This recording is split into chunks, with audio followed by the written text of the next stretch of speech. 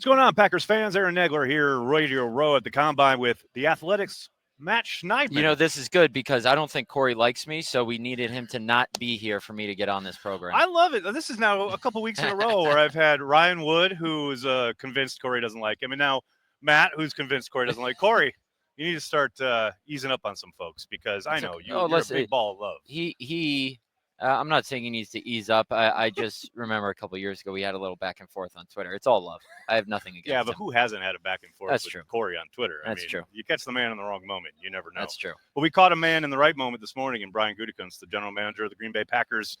I did want to talk to you, Matt, because you and I were in the room with the local reporters, the session with the local folks, where I think Brian's very kind of, I won't say outgoing because I don't think that's the right word, but he certainly is open and honest and as forthcoming as a general manager would be in that kind of setting, more so than I think we get at the podium. Oh, for sure. I think that's because of, and I don't mean to say this, selfishly, he's more familiar with us since he sees us every single day at practice. Yeah.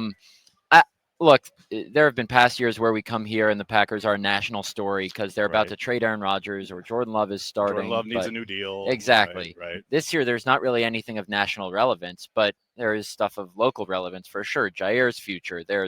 Are they going to trade a first-round pick for an edge rusher? I thought he gave us a funny quote about how, Mark Murphy has seen that and he joked with him, no, you can trade your first-round pick. Ahead. You can if you need to. You can trade your first-round pick. I thought some of the injury updates on, Jaden Reed, Romeo Doubs, Christian Watson, not groundbreaking, but important, I think, since we haven't heard from him in a month. Go ahead. The Jaden Reed thing was interesting. That was something I didn't expect. We knew he tore his labrum since he was in a sling on locker clean-out day. But all in all, it seems fine because he said he might be a little limited throughout the offseason, but will be ready for training camp. Romeo Doubs was an interesting one because I'm sure you have as well, but I've gotten a question on Twitter a couple times. Yeah. Is he going to be okay in the long term? Because they don't seem concerned. Well, yeah, I don't think they do. But when I asked Brian Gutekunst, is there any long-term concern? His answer was, I don't think there is. Well, shouldn't you know? Head trauma is tricky. Right, of course. And it was especially concerning in that Eagles game because the trainers had to physically turn Romeo over on his back. And then obviously I think the biggest one is Christian Watson. His dad said on Twitter should be out until week 12. Goody said middle of the season he'll be back, so around the same ballpark. Yeah, I was going to say Goody seemed, I'm not going to say happy or optimistic about an early return, but he didn't, the way he spoke about it, didn't seem like he thought it would be as long. And he also mentioned something that I hadn't really remembered, but he said, Watson's dealt with this before. So he knows. I think he just meant fighting back from injuries. Injuries, right. Not an ACL in particular. Not that I remember. I've covered his whole career. Right. I don't think he has torn an ACL before. But, yeah, and then I'm trying to think, I always say on my show, the biggest gap between what fans think of a player and what people inside the building think of a player is with Quay Walker and Keyshawn Nixon. Oh, yeah. Big gaps. So big fans gaps hate Quay Walker, fans hate Keyshawn Nixon, and then Goody's here saying he was really, really good as an outside corner. Which he was. And saying we're probably going to extend Quay Walker because we want him here for the long term. Well, and the Quay thing I think is interesting because, he talked about the fifth-year option really not being viable because it's $16.5 million. It would literally put Quay in the top 5. Fred Warner, Roquan Smith, and Tremaine Edmonds are the only 3 off-ball linebackers making more per year than Quay Walker. And that would never Ever. happen. I'm with you in the sense that it's very clear they want to extend him. They want him to be around to be essentially Edgerrin Cooper's running mate, which I think you should, as a Packers fan, you should be somewhat excited by that. Quay's a good player. Exactly. In that particular kind of arena, as far as you're not asking him to be the star, but you can use him, his athleticism, to be a complementary piece to what has got to look like Edgerrin Cooper, a rising, ascending player in the league. Right. Absolutely. I think when I asked LaFleur on my podcast after the season about Edgerrin Cooper, he said he has superstar potential. Yes. He's already getting an all-pro vote as a rookie. Right. If he didn't miss those 3 games, he's a Defensive Rookie of the Year finalist. No doubt. He is a stud. I was about to say stud in the making. He's already a stud. He's there. Yeah, no doubt about it. But he could be like one of those guys that kind of starts to take over the league. I mean, you just saw how productive he was. And you talk about the accolades. What did he win? Defensive Rookie of the Month in a month? Defensive Rookie of the Month. He won Defensive Player of the Week twice in a 4-game span.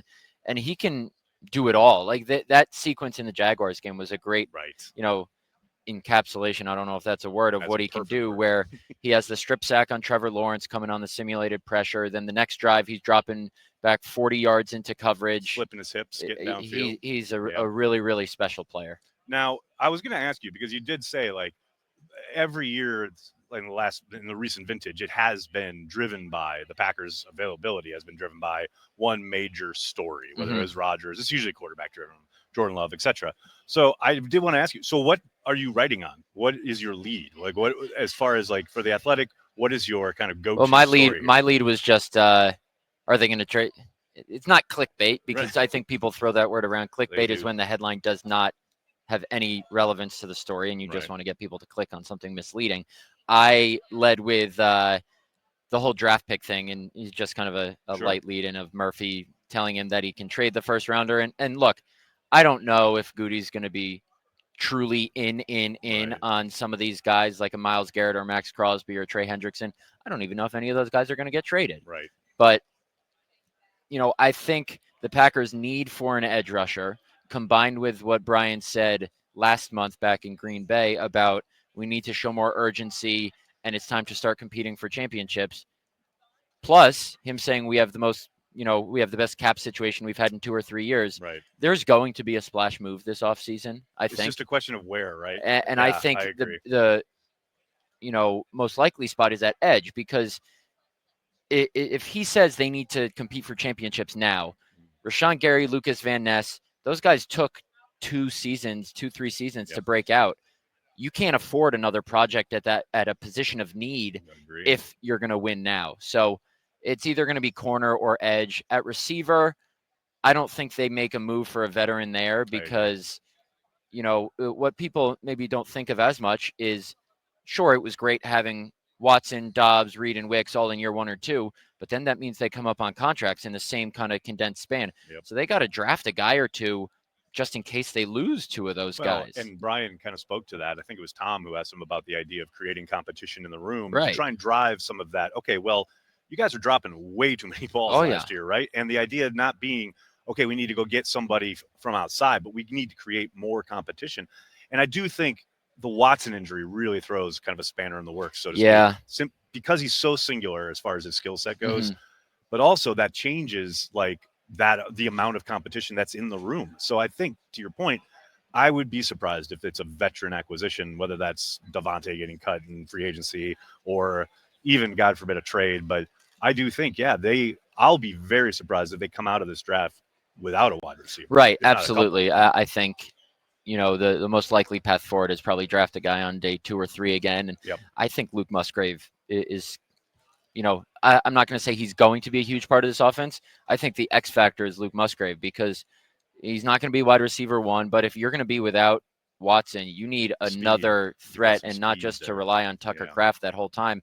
Also, the free agent cornerback class is pretty solid. Ward from the 49ers, Byron Murphy from the Vikings, Carlton Davis from the Lions. Like, at edge rusher, it's Josh Sweat from the Eagles. And Milton Williams, who's on the interior. If you're going to sign a guy in free agency, it's probably going to be at corner. And then, going back to what Goody said about creating competition, that creates competition where, if Jaire is not back, then you start Keyshawn at one end and then you fight it out with Carrington Valentine. I mean, and that's an interesting position simply because of the Jaire situation. Yeah. I mean, when you asked him point blank, is he going to be on the team next year? And he literally responds, first words out of his mouth with, "We'll see." Everything after that, I'm not even paying attention to. And you remember last January when he said we absolutely expect Aaron Jones back, and then he wasn't back. Right. So if it's a we'll see about Jaire, what does that mean? Now, how far out the door is he already? He could be back. Yes, I've said all offseason I strongly think he won't be. Me too. There are a lot of aspects that go into it, but there's the aspect that he's played 7 games each of the last 2 years. 14, then 2 playoff games, so 16 out of the past 37 games because of 4 different new injuries and a 1-game suspension. He has the 3rd biggest cap hit on the team this year behind Love and Gary. Right. Is he still the same player as that All-Pro? Has he been the same since he lowered his shoulder into Najee Harris? We were just talking about that on one of my chats the other day. You look at the Deebo Samuel tackle. It does seem like that was the demarcation line, right? As far as his style of play. Forget about his play in general, just his style of play. Right. Very much changed after he came back. Still a good corner. Yeah, very good. But is he worth what you're paying? Well, look at and this is the frustrating part. And Goody kind of spoke to this. Like, they are better with him on the field. Like, look no further than the Dallas playoff game. He changes that game 100%. with that interception early in the contest. It's just not the lack of availability. And I got to think, and you've talked to Matt more than I have, but I can't imagine that it isn't supremely frustrating for a staff. Incredibly. It has to be. You're practicing all week, and so you're putting together your game plan, and then on Saturday, oh, wait, he can't go. Now you got to change a bunch of things heading into the game. It's like the Bakhtiari thing. Yes. Like, he just, and this is, I don't want to say it's a fault of his own, but you just can't rely on him. Nope. And, exactly. At some point, it's okay. He's a good player when he's on the field, but is he worth the price tag that he has? So they're going to have some interesting moves. I think the couple things I'm going to be watching the next couple weeks is what they do with Jaire. Do they make a splash move for an edge rusher? Right. And then how do they address the receiver position? I think an underrated position of need is interior offensive line. I kind of figured Josh Myers is going to fall into that John Runyon Jr. group where he gets priced out of Green Bay, and the Packers think they can fill that spot with someone Myers reps, internally. how do you even make a long-term deal here? You know what I mean? Like the idea that, okay, sure, Green Bay, we'd love to stick around. And I'm sure you've talked a lot about having us back, etc. But you saw what Runyon did, on the first day two of free agency last year, where he's getting 10 per.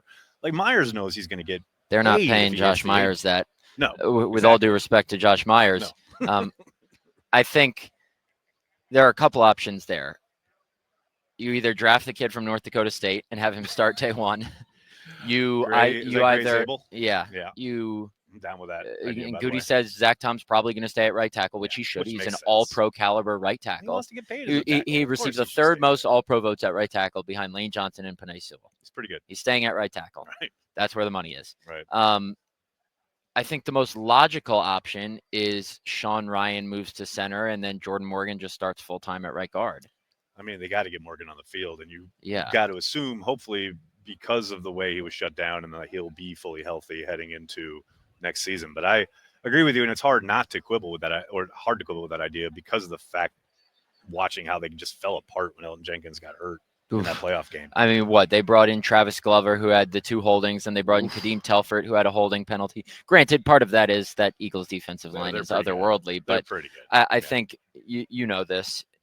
The Packers are always going to make sure they have more than enough offensive linemen. Yep. It's why they've been one of the best teams in the past decade and a half at finding and developing that position, especially late in the draft. They need better depth there first and foremost. Absolutely. But, depending on what happens with Josh Myers, they also might need a starting center. They might. And look, that brings us to Jordan Love, because, it's funny. I asked Goody in the public session because I did want to just kind of see how he responded to it. The idea, because something he did mention with us prior to that was the idea that he's literally said, we can't lose sight of the fact that we lost our last 3 games, and so much has been made about, the disjointed nature of the offense. And obviously there's a lot of components there, offensive line being a major one, but also just the passing game in general being off. Yeah, it was yucky. It was the drops. It was, and a couple of things they said publicly is Jordan Love's footwork was messy and all over the place. Sure, that can be attributed a little bit to him being in and out of practice the first half of the season, but he kind of had an inconsistent season where first half of the season he's throwing the ball to the other team once a game and he's taking too many risks. Then he's being more conservative, and then people are on him about not carrying the team. But then again, he doesn't need to carry the team because they're more run heavy than they've been in a while. Yes. Look at how Josh Jacobs talks about Jordan Love, and I still think this guy right now, even after last season, is a top 12 quarterback in the NFL. I'll say, and he can easily be a top 10 guy. Now, it's probably, if it was so easy to fix his footwork and some of the inaccuracies and all that stuff, he would have done it. But I think he can get back to being a top 10 quarterback in this league and maybe higher than that.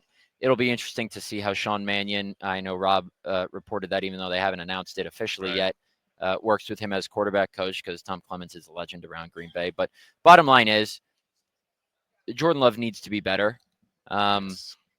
If they want to win a Super Bowl, he needs to be better. They can make the playoffs every year. Right.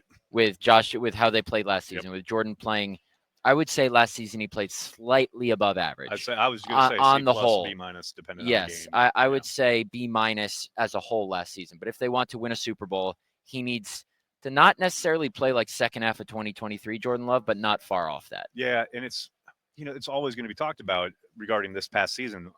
You miss the first couple of days of camp with the contract thing, and then you get in there, and then you're hurt week 1, and then you come back. Admittedly, they have all said at this point, came back too early against the Vikings. Right? Yeah, comes back in the Vikings and looks skittish as hell. Yeah, and then he overcompensates because of the knee, has the groin in Jacksonville. So, and that just kind of snowballs throughout the whole season. Where I'm thinking, if he can just come in and be right from the get-go in training camp this next summer, I think not a lot of this disappears, but I think you'll see a more consistent quarterback. Yeah, and it's going to be tough because how are they going to generate those explosive passing plays without Christian Watson?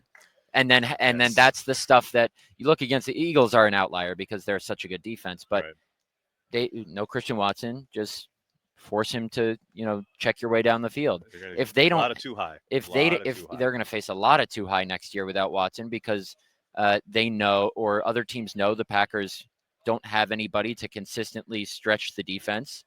And they're going to need to consistently get open in the intermediate. And I'm not sure that these receivers have proven capable of doing that. And that's why you need a guy like Luke Musgrave to maybe stretch the field a little bit. It's funny you mentioned that too, because of a couple of Packers dailies ago, I mentioned that Musgrave could be he's not going to be Watson. He's not going to be that type of player, but he's a bit of a secret weapon in the sense that who knows what he can do. Just get a linebacker up the seam and take him out of the box. That's all he needs to do. And he just hasn't been on the field. Right. He's missed so much time for these first 2 seasons. Mm-hmm. It's like if we start getting some of that 2 tight end look, using Musgrave as even a decoy, but even just utilizing him downfield in the passing game, I think that can open up stuff for Reed, Dobbs, whoever to work underneath and hopefully get that passing game going a little bit. Because they, to your point, they can make the playoffs every year, but they're not going to do it running Josh Jacobs into a wall 20, 25 times a game. Right. Like, yeah. As good and as effective as he can be, that passing game has to get better.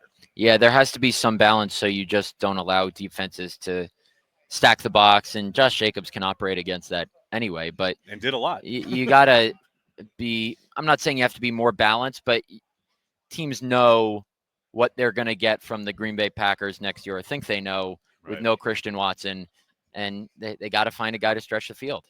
I remember when we were at the owners' meetings a couple of years ago in 2022, Matt LaFleur sitting at the table in Palm Beach, I think it was, and said, we need a guy to stretch the field after they lost Lazard and Devontae that offseason, I think it was. And then they went and drafted Christian Watson. Do they think they can get by the first 9 games of the season, whatever it is? And then when he gets back coming off a torn ACL, is he going to be the same player? Same guy. Right. That's the other component here that there's no guarantee. And a lot of times the conventional thinking would be he's probably not going to be right until 2026. So yeah, that's why I keep coming back to there's no way they don't take a receiver. Now, is it going to be a Watson clone? No, because there isn't one in this draft. Right. But man, they need like more competition there, and they need to figure out a way of working without him. Because this goes back to, you remember when MVS would go out, this offense would kind of stagnate, right? Same thing with Watson. When Watson goes out, the offense kind of stagnates. And I don't know what it is that Matt isn't doing or does or what have you, but they have got to figure out a way to work on offense without that element. Yeah, I agree. That's been a consistent and you know what play? I don't care because I don't have a rooting interest necessarily, but if I'm a Packer fan, a play I don't want to see is the Jaden Reed horizontal run this season. Matt, you're touching the third rail here. I mean, I'd rather have it with Jaden Reed than Alan Lazard, but I don't want it either way. Oh, my goodness. That is for sure. So you're going to be at the owners' meetings, yes? Yes. Okay, eyes and ears. Make sure you're following Schneidman and all his latest at The Athletic. My teammate here at 97.3 The Game. Make sure you're listening to the Matt Schneidman Show. Whenever it returns, I don't know, you back? Friday. We have a one-off on Friday. Nice.